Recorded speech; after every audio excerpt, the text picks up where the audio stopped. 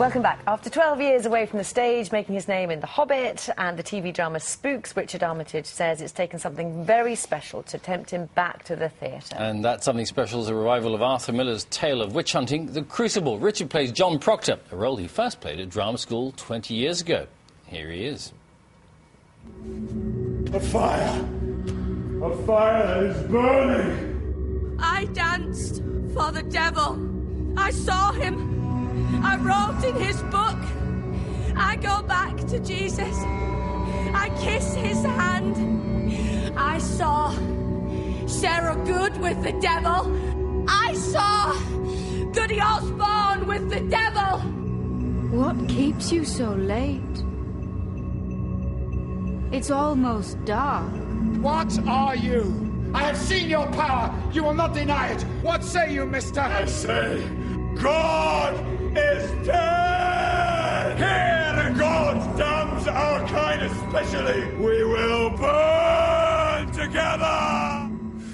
It's very dramatic. Well, I went to see it the other night, and I was just saying, Richard, I think, as did most of the audience, wrung out emotionally by the end of the first, because it is an incredibly tense production. Yeah, I mean, it's a four-act opera, really. I mean that in a sort of metaphorical sense. It's the first act is an overture, and then there are three acts, climaxing in Act 4 when Proctor is in his own crucible and evolves into Miller's vision of every man, I think.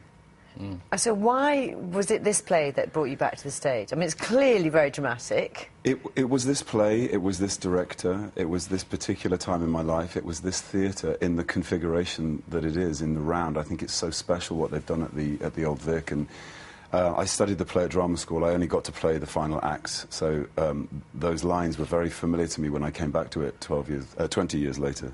20 years, my goodness. You can pretend it's 12. But yeah, there's certain lines just resonate with you, and there are still lines in the play that I find really difficult to speak, and you know that you're dealing with great writing when the words have that much of an effect on you. I mean, it was Miller's, not parable, but sort of analogy of the un-American, I'm trying to remember the un-American activities committee or whatever it was in Congress, McCarthyism, indeed, yeah. and the blacklist and that sort of political witch hunt going on. Does it have a relevance for us today? I think, it depends which culture this play is played for, and to a British audience it's difficult because, I think as a nation we are traditionally oppressors and suppressors. We haven't been conquered or invaded, so in general, we look at it from a perspective rather than being in the middle of it. Yael Faber's production, she's a South African, so she has a different kind of approach to this. There's lots of resonances with Eastern Europe, and we looked at the Holocaust, we looked at all sorts of influences.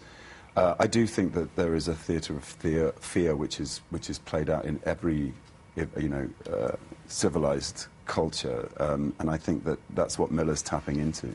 I mean, you went to America and drove to the place where it's based on to help you along the way? Yeah, I mean, I live in New York, so it was a 4-hour journey up to Boston, Massachusetts, and Salem, and to find the original Salem. I think it's important to me to go to the source and really find out that these were real people. And I'd read Miller's biography, and I wanted to sort of tread the path that he trod in the 50s when he decided to use this story as his parable, yeah. You've also been very busy in films and TV over the years, and in The Hobbit with Mr. A. Serkis. I know, we just high-fived each other. I know, we heard the high-fiving. But let's have a look. You playing Thorin, is it Thorin Oakenshield is the correct way to pronounce it? Thorin Oakenshield. Leading a company of dwarves in the desolation of Smaug.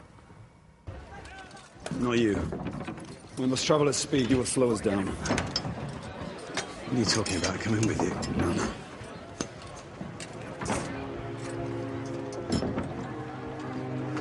I'm going to be there when that door is open. When we first look upon the halls of our fathers, Thorin... Kitty, stay here. Rest. Join us when you heal.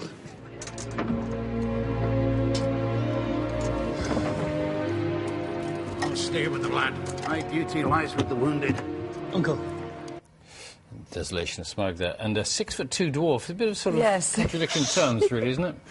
I know. I said, well, the first time I met Peter Jackson, I did question him as to why he cast me, but yeah, I think he wanted guys that could fight and look like warriors and not really look like little people. I don't know. Oh, so the exciting thing is, what, the next film comes out at the end of this year, does it? Yes, we're the third and final instalment comes out at Christmas, and it's the final instalment of 6 Yes. movies. It's the end of an era for Peter, really. It's, you know, 13 years of work. And Andy was telling us how he's been assistant director. Yes. Did he assistantly direct He you? did. I mean, we would never have met if he hadn't been the second unit director, because my character didn't work with Gollum, but we spent a long time, and, you know, he's a great director, actually. He's really fun to work with. And you've done another film, but you're busy, aren't you? Right. Another film called Into the Storm. What's that one about? Yes, that's a good old-fashioned tornado movie, which we shot in Detroit shortly after I finished The Hobbit. So I think that's out on the 22nd of August, my birthday. Yeah. Do you play an American?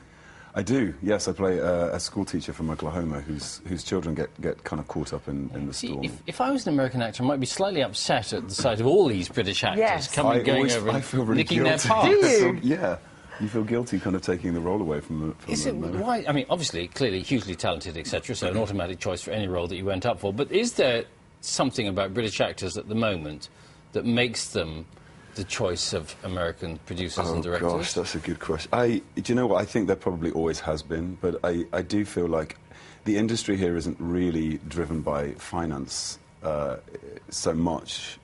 So I don't know, we have access to a lot more media. We do a lot more theatre, perhaps, television and film. There's less of it, so we're more eager to work and probably for less money. Well, that could be part of it. And tell us about the American accent. How concerning is that? I mean, you know, you live in America anyway, but taking it on, is that concerning for you? Yeah, I mean, it's something that that I always practice, and I don't like doing a general American accent, so trying to be specific as to which region of America you're speaking from is quite important. So, yeah. The fun thing about The Crucible, of course, is that there are no American accents because they're all northern sounding. Yeah, I mean, and a colonial sort of 1600s accent, which it came out like a slightly Elizabethan sounding Lancashire, Lincolnshire. Yeah, brilliant. All right, Richard, thanks very much. Thank you very much indeed. The Crucible is on at the Old Vic Theatre in London until Saturday, September the 13th, and Into the Storm is out cinemas next month, your birthday, 22nd of August.